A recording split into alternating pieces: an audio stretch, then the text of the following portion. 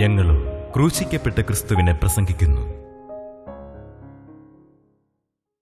ദൈവ തിരുനാമത്തിന് മഹത്വം ഉണ്ടാകട്ടെ. സ്മരണാസഭയുടെ ദൂതിനെഴുതുന്ന പരിശുദ്ധാത്മാവിൻ്റെ ദൂതാണ് നാം ചിന്തിച്ചുകൊണ്ടിരിക്കുന്നത്. നീ സഹിപ്പാനത് പേടിക്കേണ്ട, സ്നേഹമാണ്, ദൈവസ്നേഹമാണ്. നീ സഹിപ്പാനുള്ളത് പേടിക്കേണ്ട. വലിയ ചില കഷ്ടപ്പാടുകളും പീഡകളും സഹിക്കാനുണ്ട്. വലിയ ഞെരുക്കങ്ങൾ നിനക്ക് സഹിക്കേണ്ടതുണ്ട്. വലിയ വേദനകളും പ്രതിസന്ധികളും നീ അഭിമുഖീകരിക്കേണ്ടി വരുന്നുണ്ട്. അതുകൊണ്ട് പക്ഷേ നീ സഹിപ്പാനുള്ളത് പേടിക്കേണ്ട. സാത്താൻ നിങ്ങളെ പരീക്ഷിക്കേണ്ടതിന് നിങ്ങളെ തടവിലാക്കുവാൻ പോകുന്നു. ചിലർ തടവിലാക്കും, പേടിക്കേണ്ട.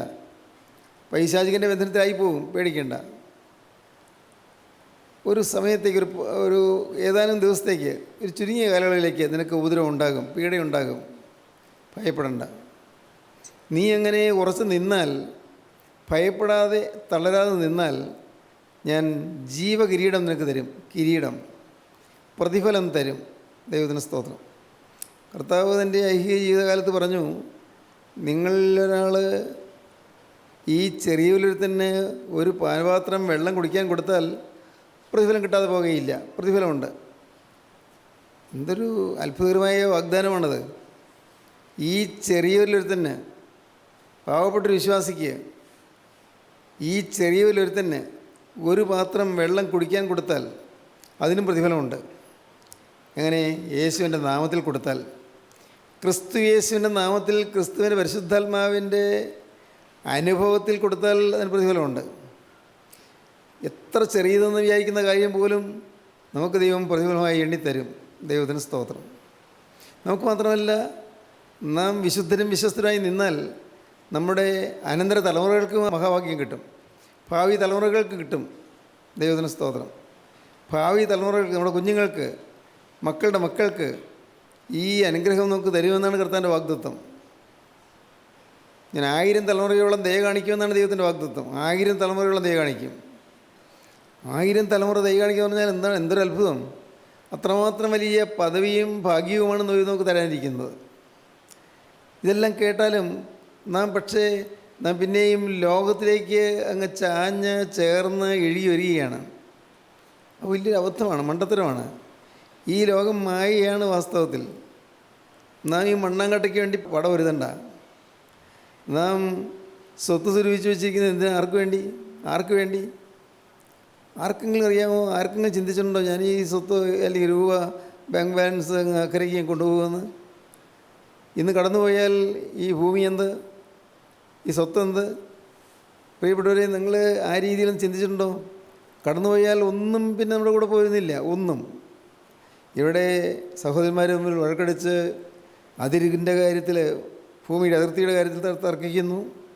അത് പക്ഷേ കോടതിയിലേക്ക് പോകുന്നു, വ്യവഹാരം ഉണ്ടാകുന്നു. അതല്ലെങ്കിൽ വാക്കേറ്റവും അതിനെ തുടർന്ന് വലിയ ബഹളങ്ങളും കലഹങ്ങളും ഉണ്ടാകുന്നു. അയൽക്കാർ തമ്മിൽ ശണ്ടയിലാകുന്നു. എന്തിന്? എല്ലാം ഈ ലോകത്തിലെ കാര്യമല്ലേ. നാം ഇതിനപ്പുറമുള്ള കാര്യങ്ങൾ ഒന്ന് ചിന്തിച്ച് നോക്കൂ. അവിടെ ഈ ഭൂമിയിലെ കാര്യങ്ങളൊന്നിനും യാതൊരു പ്രസക്തിയുമില്ല. നിത്യതയിലേക്ക് ചെല്ലുമ്പോൾ ഒരു പ്രസക്തിയുമില്ല. ഞാൻ കഴിഞ്ഞ പ്രാവശ്യം പറഞ്ഞതുപോലെ ഇന്ന് വീണ്ടും പറയുകയാണ്. നിങ്ങളുടെ ജീവിതത്തിൽ നിങ്ങൾക്ക് ഇന്ന് ആരോഗ്യമുണ്ടെങ്കിൽ കർത്താവ് തന്നത്, നമ്മുടെ പ്രാർത്ഥന കൊണ്ട് കിട്ടിയതല്ല. നിങ്ങൾക്ക് പണമുണ്ടെങ്കിൽ, ശമ്പളമുണ്ടെങ്കിൽ, വരുമാനമുണ്ടെങ്കിൽ കർത്താവ് തന്നത്. രൂപയെല്ലാം കർത്താവിൻ്റെയാണ്. എന്നാൽ ചിന്തിക്കാൻ പറ്റുമോ? ഞാനിന്ന് കൈകാര്യം ചെയ്യുന്ന രൂപ അത് എൻ്റെ അല്ല, അത് യേശുക്രിസ്തുവിൻ്റെയാണ്. യേശുക്രിസ്തു തൽക്കാലത്തേക്ക് അതിൻ്റെ ഒരു സൂക്ഷിപ്പുകാരനായി എന്നെ ഏൽപ്പിച്ചു എന്നേ ഉള്ളൂ. അതിൻ്റെ സൂക്ഷിപ്പുകാരൻ. ഇതൊക്കെ സാധ്യമാണെന്ന് നിങ്ങൾക്ക് തോന്നും. പ്രിയപ്പെട്ടവർ, സാധ്യമാണ്. നാം വെറും സൂക്ഷിപ്പുകാരാണ്. നമുക്ക് ഇതിനെ സൂക്ഷിക്കാനുള്ള ചുമതലയേ ഉള്ളൂ. ഉടമസ്ഥൻ വേറെയാണ്. ഉടമസ്ഥൻ കർത്താവായ യേശുക്രിസ്തുവാണ്. യേശുക്രിസ്തു നമുക്ക് തന്നത് സൂക്ഷിക്കാൻ, അതും വളരെ സൂക്ഷിച്ച് ചിലവഴിക്കുന്നത് സൂക്ഷിക്കണം. വരുമാനം ഉണ്ടാകുന്നത് സൂക്ഷിക്കണം. ക്രിസ്തു പ്രസാദിക്കാതെ 10 പൈസ എൻ്റെ കയ്യിൽ വരരുത്. ക്രിസ്തു പ്രസാദിക്കാതെ 10 പൈസ ഞാൻ ചിലവഴിക്കരുത്. നോക്കൂ, ഇതെല്ലാം നിയന്ത്രിക്കുന്ന, എല്ലാം കണ്ടുകൊണ്ടിരിക്കുന്ന ദൈവമുണ്ട്. ആ ദൈവം നമുക്ക് വേണ്ടി കരുതുന്നു, നമ്മുടെ കാര്യം നോക്കുന്നു, നമ്മുടെ കാര്യം അന്വേഷിക്കുന്നു, നമ്മുടെ ഭാവി ശോഭനമാകാൻ കർത്താവ് ആഗ്രഹിക്കുന്നു. നിസ്സാരമായ പൈസയുടെ വഴക്കും, സ്വത്തിൻ്റെ വഴക്കും, ഭൂമിയുടെ വഴക്കും, അതിർത്തി തർക്കവും എല്ലാമായി നമ്മുടെ ജീവിതം പാഴാക്കി കളയരുത്. നമ്മുടെ ജീവിതം വിലയേറിയതാണ്. വിലയേറിയ ജീവിതം. ഈ വിലയേറിയ ജീവിതം ഇവിടെ വെച്ച് നാം നിത്യതയ്ക്ക് വേണ്ടി സമ്പാദിക്കേണ്ടതാണ്. നിത്യതയ്ക്ക് വേണ്ടി സമ്പാദിക്കണം. ഈ ഭൂമിയിൽ എത്ര സമ്പാദിച്ചാലും നിലനിൽക്കുകയില്ല. എത്ര പറഞ്ഞാലും തീരാത്തൊരു കാര്യമാണ് ഇനി പറയുന്നത്. എത്ര പറഞ്ഞാലും തീരുകയില്ല. ഇവിടെ എന്ത് സമ്പാദിച്ചാലും ഒന്നും കയ്യിലിരിക്കുകയില്ല. എല്ലാം വിട്ടിട്ട് പോകണം. ഏകനായി നീ ഭൂമിയിലേക്ക് വന്നു, ഏകനായി തന്നെ നീ പോകും. പ്രിയപ്പെട്ടവരെ, എല്ലാം വിട്ടു പോകും.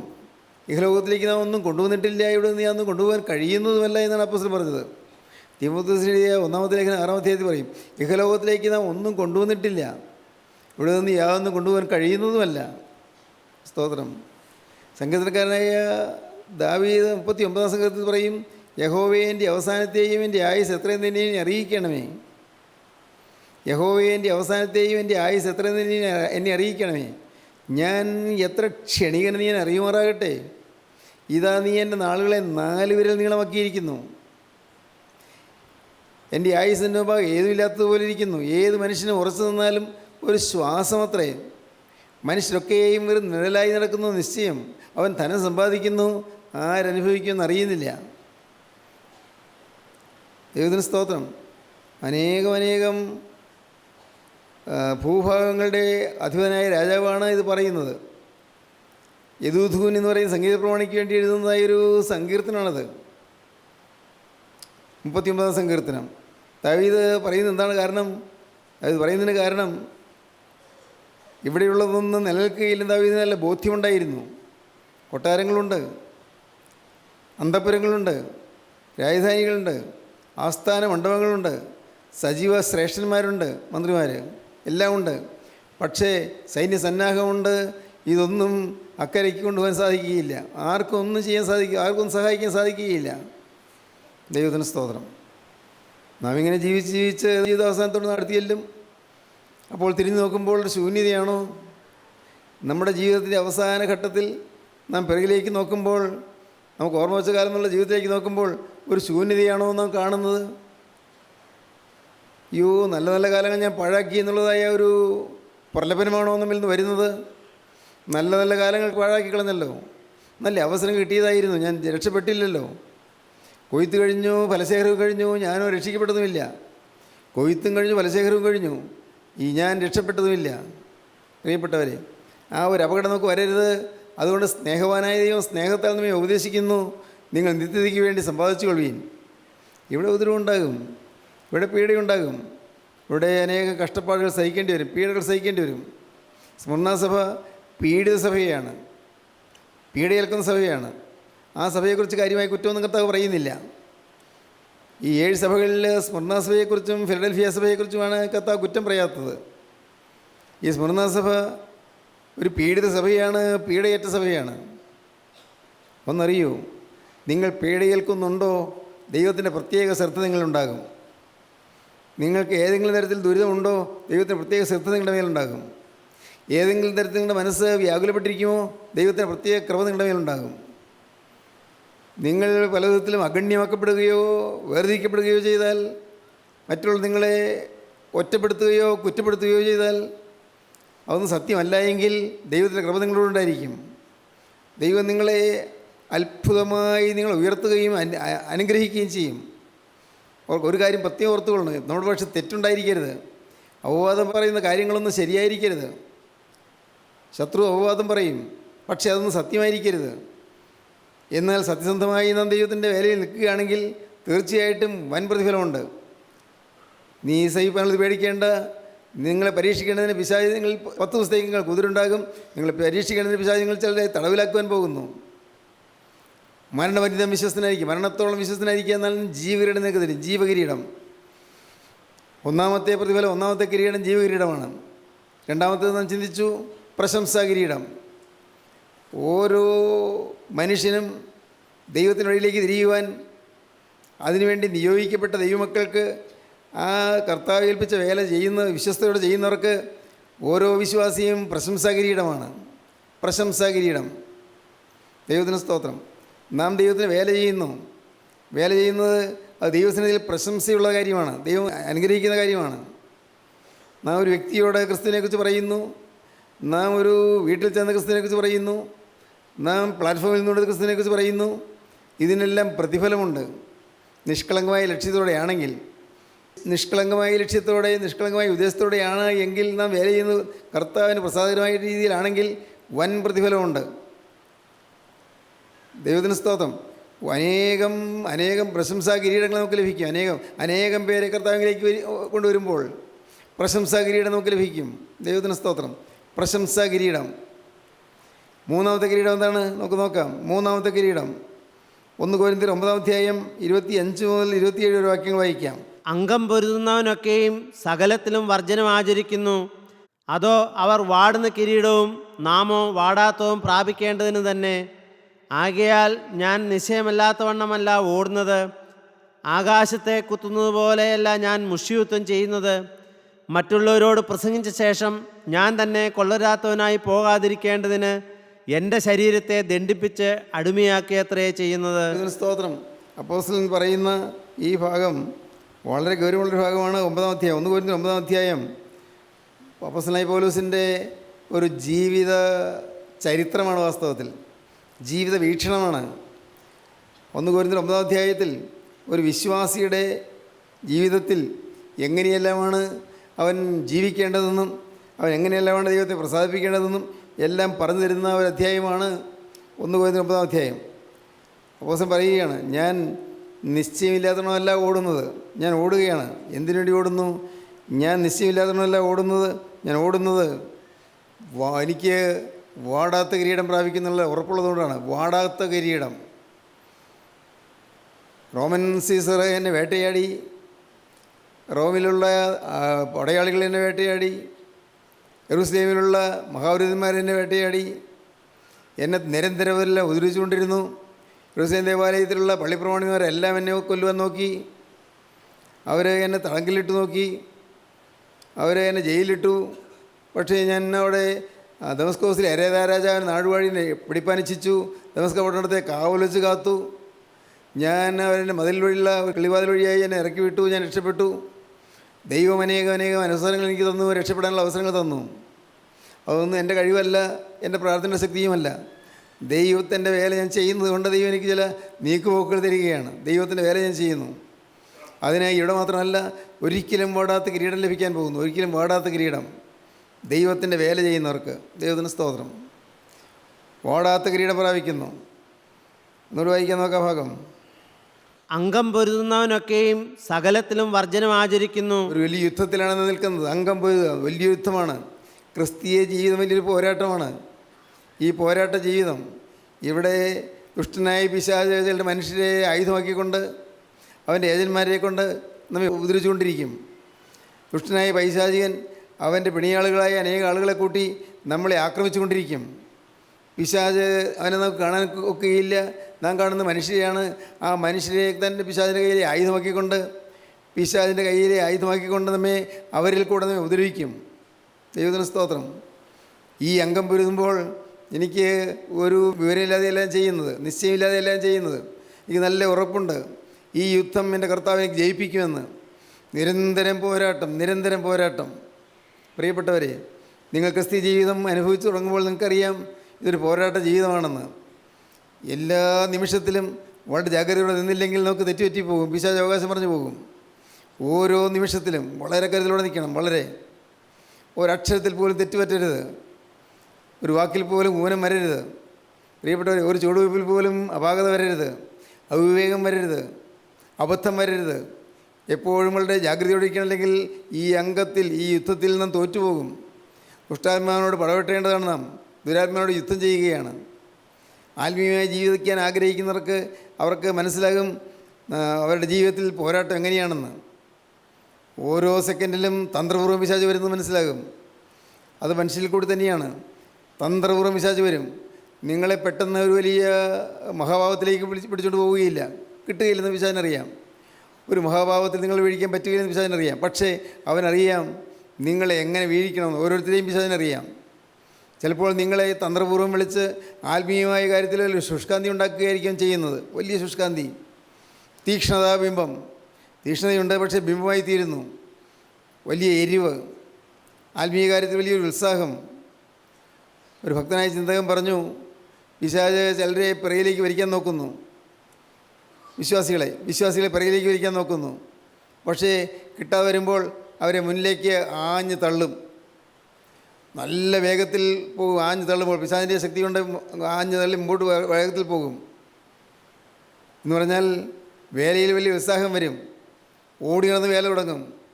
കർത്താവിൻ്റെ വേല വളരെ ഉത്സാഹത്തോടെ വളരെ ത്യാഗം സഹിച്ച് ചെയ്യുന്നത് കാണാൻ പറ്റും.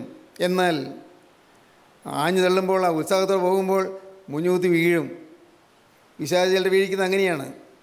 ആദ്യം പിടിച്ചു നോക്കും പിറകോട്ട് വരുമോ എന്ന്. യോഗങ്ങളിൽ പങ്കെടുക്കാതെ പിടിച്ച് നിർത്താമോ എന്ന് നോക്കും. വചനം കേൾക്കാതെ തടുക്കാമോ എന്ന് നോക്കും. വചനം കേൾക്കാതെ ഏതെങ്കിലും തരത്തിൽ അവരെ മാറ്റി നിർത്താമോ എന്ന് നോക്കും. അല്ല എന്നാലും ഒട്ടും മടി കൂടാതെ പിന്നെയും വചനം കേൾക്കാൻ വന്നുകൊണ്ടിരിക്കുമ്പോൾ പിശാച് ചെയ്യുന്നൊരു തന്ത്രമാണ് മുന്നോട്ട് തള്ളിവിടും, ഉന്തിവിടും. ആഞ്ഞു തള്ളുമ്പോൾ മുന്നോട്ട് വേഗത്തിലങ്ങ് പോകും, താഴെ വീഴുകയും ചെയ്യും. അമിത തീഷ്ണതയും പാടില്ല. അമിത തീഷ്ണത, ദൈവത്തിന് സ്തോത്രം. പ്രിയപ്പെട്ടവരെ, ഞാൻ വളരെ വിനയപൂർവ്വം നിങ്ങളെ അറിയിക്കട്ടെ, നമ്മളിൽ ചിലർക്കെല്ലാം ഈ വിശ്വാസ ജീവിതത്തെക്കുറിച്ച് തന്നെ ശരിയായ ധാരണയില്ല. ദൈവത്തിന് സ്തോത്രം. നമ്മുടെ കയ്യിൽ വരുന്ന പൈസ എങ്ങനെ ചിലവഴിക്കണമെന്നുള്ളതിനെക്കുറിച്ച് നമുക്ക് ധാരണയില്ല.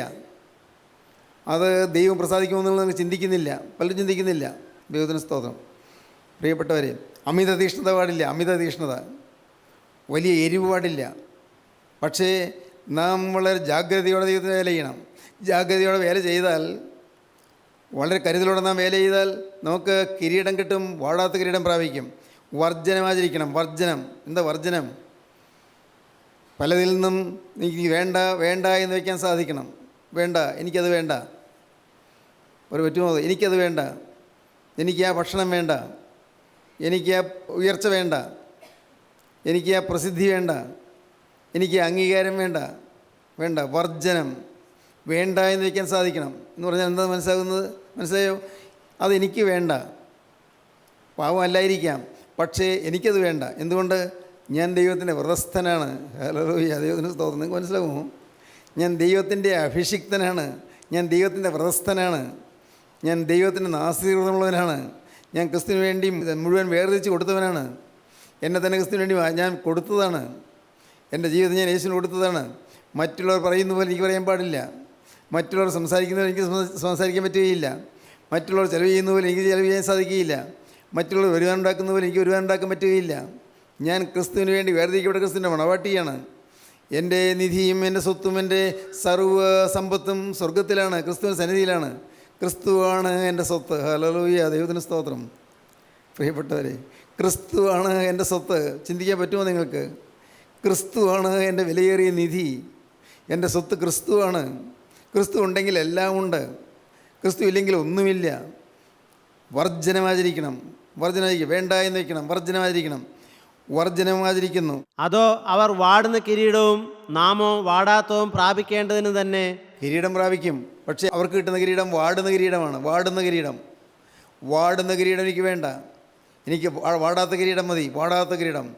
കാലങ്ങൾ ചെന്നാലും പഴകിപ്പോകാത്തൊരു കിരീടം. വർഷങ്ങൾ പിന്നിട്ടാലും യുഗായുഗങ്ങൾ പിന്നിട്ടാലും എൻ്റെ തലയിൽ ശോഭയുടെ കിരീടം ഉണ്ടായിരിക്കും. എങ്ങനെ? അപ്പോസ്തലൻ പറയുകയാണ്, അതിനെന്താ കാരണം? ഞാൻ എല്ലാറ്റിലും വർജനമായിരിക്കുന്നു. ഞാൻ ഇഹത്തിലുള്ളതെല്ലാം ചിന്തിക്കുന്നത്. ഞാൻ അങ്ങേപ്പുറത്ത് മരണത്തിന് അപ്പുറത്തുള്ളതാണ് ഞാൻ ചിന്തിക്കുന്നത്. മരണത്തിൻ്റെ തിരശ്ശീലയ്ക്ക് അപ്പുറത്ത് എന്താണ് കിട്ടാൻ പോകുന്നുള്ളതാണ് ഞാൻ ചിന്തിക്കുന്നത്. ഇതെല്ലാം താൽക്കാലികമാണ്, ഒരു സ്വപ്നം പോലെ മാത്രം. യുഗങ്ങളുടെ ഈ വിസ്താരമേറിയ കാലയളവിൽ ഈ ഭൂമിയിലുള്ള ജീവിതം എന്ന് പറയുന്നത് ഒരു രാത്രിക്ക് 12 മണിക്കൂറുള്ളതിൽ അതിൽ ഒരു 2-3 മിനിറ്റ് നേരം സ്വപ്നം കാണുന്നത് പോലെ മാത്രം. സ്വപ്നം കണ്ടു കഴിഞ്ഞു, പിന്നെ നോക്കുമ്പോൾ ഒന്നും കാണുന്നില്ല. സ്വപ്നം കണ്ടപ്പോൾ ചിലരെ കാണുന്നു, അല്ലെങ്കിൽ ചില വസ്തുക്കൾ കാണുന്നു, ചില സ്ഥലങ്ങൾ കാണുന്നു. പക്ഷേ കണ്ണു തുറന്ന് നോക്കുമ്പോൾ സ്വപ്നം കഴിഞ്ഞപ്പോൾ ഒന്നും കാണുന്നില്ല. അത്രയേ ഉള്ളൂ. ഈ ഭൂമിയിലെ ജീവിതം സ്വപ്ന സമാനം. സ്തോത്രം. പ്രിയപ്പെട്ടവരെ, നിങ്ങൾക്ക് മനസ്സിലാകുന്നുണ്ടോ? അങ്ങനെ അനുഭവത്തിലേക്ക് വരാൻ പറ്റുമോ നിങ്ങൾക്ക്? ഇതെല്ലാം സ്വപ്നം മാത്രം. യാഥാർത്ഥ്യമായി ഇതാ പിന്നാലെ വരുന്നു. യാഥാർത്ഥ്യം ഏതാണ്? മരണത്തിനപ്പുറം. മരണത്തിനപ്പുറമുള്ളത് യാഥാർത്ഥ്യം. അത് പിന്നാലെ വരുന്നു. അതിനുവേണ്ടി ഞാൻ ഒരുങ്ങണം. ഈ ഭൂമിയിൽ വെച്ച് അതിനുവേണ്ടി ഞാൻ ഒരുങ്ങണം. ഇവിടെ വെച്ച് അതിനുവേണ്ടി ഞാൻ എൻ്റെ ജീവിതം വേർതിരിച്ച് കൊടുക്കണം. കർത്താവിൻ്റെ കയ്യിലേക്ക് എൻ്റെ ജീവിതം ഞാൻ വെച്ച് കൊടുക്കണം. എൻ്റെ ഭാവി യേശുവിൻ്റെ കൈകളിലേക്ക് ഞാൻ വിട്ടുകൊടുക്കണം. എൻ്റെ മേൽ എനിക്കൊരു അവകാശമില്ലെന്ന് ഞാൻ പ്രഖ്യാപിക്കണം. കർത്താവേ, എൻ്റെ മേൽ എനിക്ക് യാതൊരു അവകാശവുമില്ല. എൻ്റെ ഈ ശരീരത്തിന് മേൽ എനിക്ക് അവകാശമില്ല. എൻ്റെ ഈ അവയവങ്ങളുടെ മേൽ എനിക്ക് അവകാശമില്ല. ഇതെല്ലാം നിനക്ക് വേണ്ടിയുള്ള അവയവങ്ങളാണ്, നിൻ്റെ അവയവങ്ങളാണ്. സ്തോത്രം. കർത്താവേ, ഈ കൈ എൻ്റെ കൈയാണ്, പക്ഷേ നിനക്ക് ഞാൻ തന്നുപോയി, ഈ കൈ ചെയ്യുന്നതല്ല നീ ചെയ്യുന്നതാണ്. നീ കൊടുക്കാൻ ആഗ്രഹിക്കുന്നതേ ഞാൻ കൊടുക്കൂ, നീ വാങ്ങാൻ ആഗ്രഹിക്കുന്നതേ ഞാൻ വാങ്ങൂ. സ്തോത്രം. പ്രിയപ്പെട്ടവരെ, ഓരോന്നും നിങ്ങൾ ചിന്തിക്കുക. ഓരോന്നും നിങ്ങൾക്ക് വാടാത്ത കിരീടം പ്രാപിക്കണമോ, കെട്ടുപോകാത്ത യശസ് പ്രാപിക്കണമോ, തീർന്നു പോകാത്ത ആ കീർത്തി നിങ്ങൾക്ക് ലഭിക്കണമോ, സ്വർഗീയ കീർത്തി ലഭിക്കണമോ, തീർന്നു പോകാത്ത നിക്ഷേപം നിങ്ങൾക്കുണ്ടാകണമോ, എങ്കിൽ നിങ്ങൾ ക്രിസ്തുവിനെ കണ്ടുകൊണ്ട് ക്രിസ്തു ലോകത്ത് എങ്ങനെ ജീവിച്ചുവോ അതുപോലെ ജീവിക്കാൻ നിങ്ങൾ തയ്യാറാകണം. എല്ലായിടത്തു നിന്നും അക്രമങ്ങൾ വരുന്നു, എല്ലായിടത്തു നിന്നും എതിർപ്പുകൾ വരുന്നു, എല്ലായിടത്തു നിന്നും തുച്ഛീകരണങ്ങൾ വരുന്നു. തൻ്റെ ദേശമായ നസ്രത്തിൽ കർത്താവ് ചെന്നപ്പോൾ അവിടെയുള്ളവർ പറഞ്ഞു, ഇതാ തച്ചൻ്റെ മോനല്ലേ. ആളുകൾ ഇതാ തച്ചൻ്റെ മോനല്ലേ. കർത്താവിന് വില കൊടുത്തില്ല.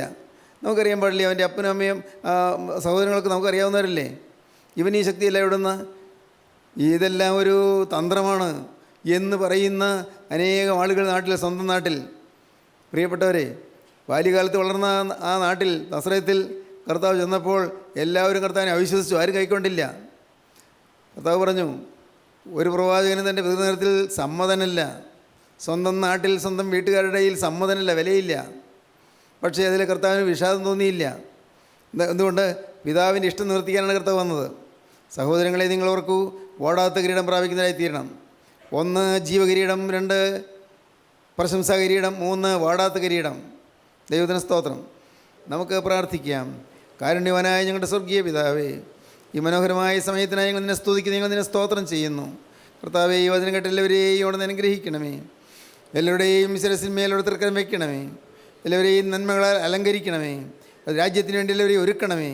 സ്വർഗരാജ്യത്തിന് വേണ്ടി ഒരുക്കി എല്ലാവരെയും അവിടുത്തെ കിരീടം ധരിപ്പിക്കുവാൻ തക്കവണ്ണം ഒരുക്കുകയും അവരെ അനുഗ്രഹിക്കുകയും ചെയ്യണമെന്ന് പ്രാർത്ഥിക്കുന്നു. എല്ലാ നന്മകളാൽ ഞങ്ങൾ നിറയ്ക്കണമേ. യേശു ക്രിസ്തുവിൻ്റെ പരിശുദ്ധമായ നാമത്തിൽ പ്രാർത്ഥിക്കുന്നു. കൃപയോടെ കേൾക്കണമേ. ആമീൻ.